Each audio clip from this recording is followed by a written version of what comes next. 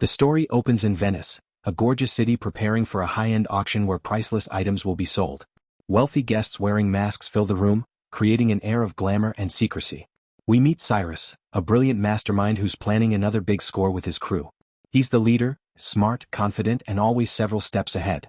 Cyrus's team is a mix of specialists: a pilot who can handle any aircraft, a locksmith who can crack even the toughest locks, a hacker girl who runs the tech side, and an engineer who builds and rigs whatever they need. There's also an older man who's been their reliable helper for years. He accompanies Cyrus to the auction house. The auction house is crawling with cameras, and watching everything from above is senior police officer Abby. She and Cyrus go way back. They used to be friends, but when Abby learns Cyrus has become a major thief, she develops a plan to catch him in the act. In past operations, Cyrus has been able to slip away, but this time Abby is ready, with her team standing by to nab him the moment he strikes. The auction begins. First up is an incredibly expensive painting, and the bidding climbs rapidly until it sells for $20 million. Next is an unusual item. A masked creator brings an NFT to the event. This NFT comes with around 200 cameras that record and produce high-quality video editing, a modern, tech-heavy piece. During the bidding, Cyrus's hacker manipulates the auction, cutting the lights when the bid reaches $25 million. In the ensuing chaos, Cyrus makes the winning bid and then approaches the masked creator, offering to take the NFT to his place and finish the transaction privately. Abby watches everything. After the auction, she and her team trail Cyrus and his group as they try to get away. The crew flees on a speedboat and execute a clever ruse. They trick the police into following them, then create barriers in the water that stall the pursuers, slipping away into open sea. They head to a ship and celebrate their success with a party. While Abby reviews footage from the auction, she notices Cyrus's older helper still at the scene. The cops track him down and arrest him. During the investigation, it comes to light that prices for stolen NFTs on the black market are skyrocketing, from 30 to 40 million, then up to 50 and eventually hitting 80 million. But to activate the NFT they need the real owner, so Cyrus's crew kidnaps the creator. Cyrus talks to the creator and explains that while the NFT would have sold for 2.5 crores in the normal market, the theft has made it worth 80 million on the black market. He tells the creator they won't harm him and proposes splitting the profits so everyone benefits. During interrogation, Abby warns the helper she'll put him in jail and expose everything if he doesn't talk. Under pressure, he reveals that the rest of the team is in London, and Abby will have to go there to catch them. Abby and her colleagues head to London, where she connects with another officer who's uncovered that a powerful mafia boss named Lars has been manipulating market shares to make massive profits. That officer explains the manipulation wasn't legitimate market activity but tied to deliberate flooding caused by sabotaging a dam, which led to submerged homes and lost lives, and manipulated market conditions. Lars plans a similar scheme in 2 months involving a massive payoff, 10 tons of gold to the mafia. Abby's mission becomes clear: stop Lars and prevent the payment. To do that, they need someone who thinks like a thief, a mastermind who can outsmart criminals. Who better than Cyrus? The officer insists Abby convince Cyrus to help. Abby objects at first. Convincing a career thief to work with the police sounds impossible. Still, she agrees and goes straight to Cyrus. Their meeting is tense, accusations and recriminations fly. Each accuses the other of cheating. Cyrus asks why Abby has come. She explains everything the officer told her and asks him to steal the gold payment for her. Cyrus shares the plan with his team. They're shocked but understand the stakes. If they fail to stop Lars, the resulting flood will cost innocent lives. They commit to stopping the mafia.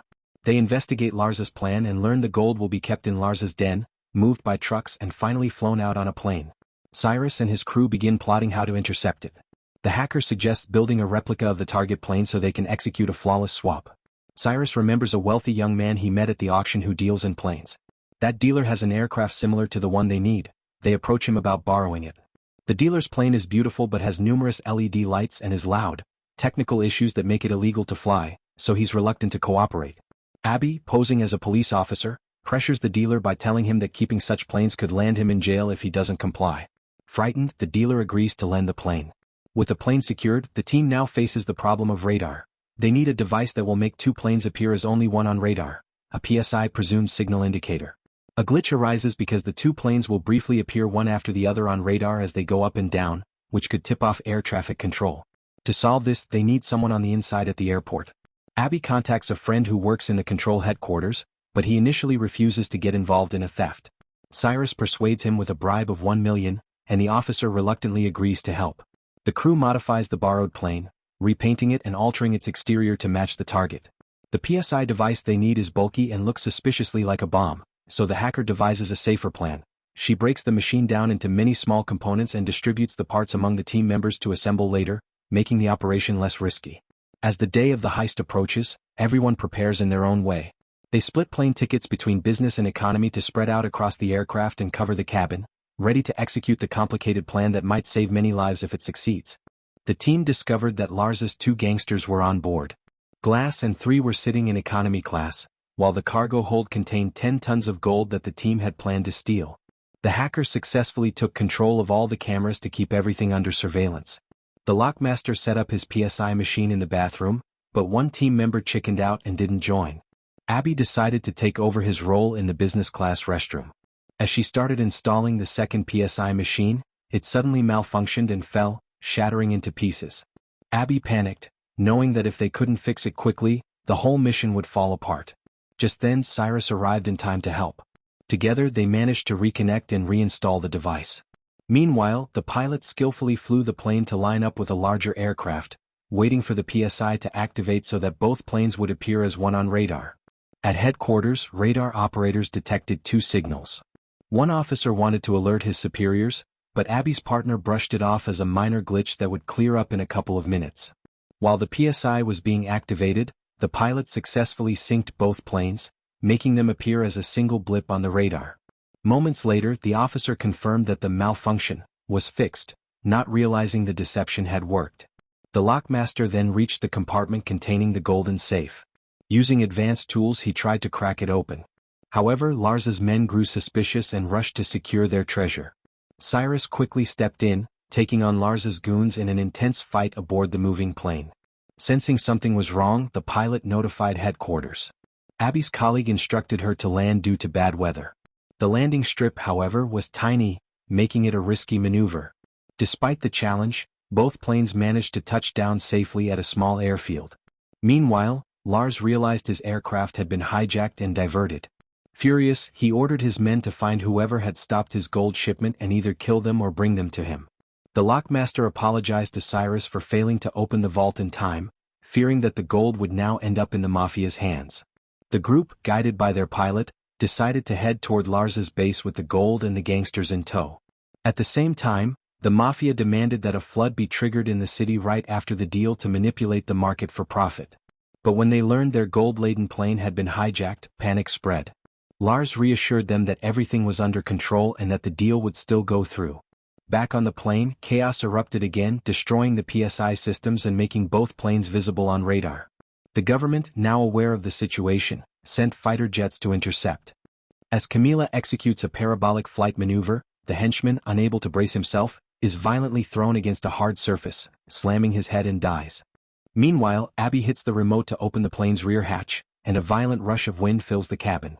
As a mercenary loses balance, Cyrus seizes the moment, kicks him hard, and the man is sucked straight out of the aircraft into the open sky.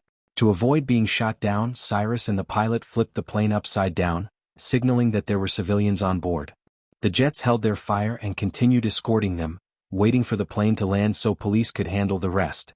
Eventually, the aircraft crash-landed on the grounds of Lars's mansion, smashing through the security wall. The gold spilled everywhere. Seeing this, the mafia boss turned on Lars, declaring she would take the gold and cancel their deal. Lars responded by shooting her dead. Police quickly surrounded the mansion. Lars tried to talk his way out, claiming it was his house and that Cyrus's crew were the criminals working for the dead mafia woman. But Cyrus outsmarted him. He showed the police video evidence from Glass's LED cam and the NFT data, proving that Lars had orchestrated the entire plan to destroy the city and had made an illegal deal with the mafia.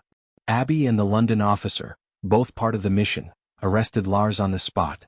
The authorities seized all the gold and Abby, impressed by Cyrus's quick thinking, decided to officially join his crew. Knowing Abby's love for a childhood painting, Cyrus secretly planned to gift it to her, a gesture that deepened their bond. In a final twist, it was revealed that the lockmaster had replaced the real gold with fake bars before the heist. The police had unknowingly seized iron bricks painted to look like gold. The real treasure had already been moved to a secret location. With their plan a success, the crew celebrated their biggest heist yet. Laughter and joy filled the air as they hugged and looked forward to retrieving their hidden gold. Thanks for watching. Don't forget to hit that subscribe button and turn on the notification bell so you never miss any of the exciting content coming your way. Every new video is made with you in mind, and I'd love to have you here for the journey. See you in the next one.